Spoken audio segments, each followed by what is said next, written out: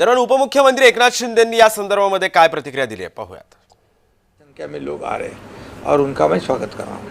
Sir, Manikrao कोकाटेंचं जे खातं आहे ते बदलण्यात आलेलं आहे, ते आता दत्तामामा भरणेंना देण्यात आलेलं आहे।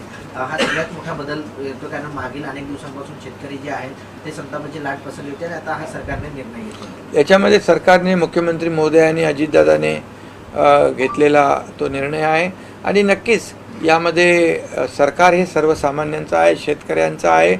शेतकऱ्यांना न्याय देण्याचं काम सरकारने गेल्या मागच्या महायुती सरकारमध्ये केलं। मला वाटतं आत्तापर्यंतच्या इतिहासामध्ये 45,000 कोटी रुपये शेतकऱ्यांना, मग ते नुकसान भरपाई असेल, इतर सोयीसुविधा असतील, शेतकरी सन्मान योजना असेल, पीक विमा योजना असेल, या माध्यमातून शेतकऱ्यांना दिलेत। यापुढे देखील महायुती हाच ओघ शेतकऱ्यांना मदतीचा कायम ठेवणार आहे। सर, कैलास गोरंट्याल यांचा भाजपमध्ये प्रवेश झाला।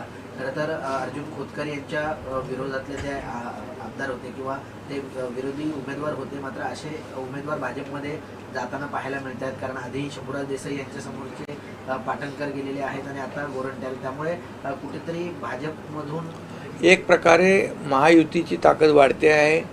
त्यामुळे महायुती आज 232 जागा जिंकलेली महायुती आहे आणि यापुढे देखील मला वाटतं विरोधी पक्षामध्ये कोण शिल्लक राहील की माहीत नाही मला, परंतु ही एक नांदी आहे की महायुतीवर विश्वास दाखवण्याचं काम लोक करत आहेत। थँक्यू, धन्यवाद।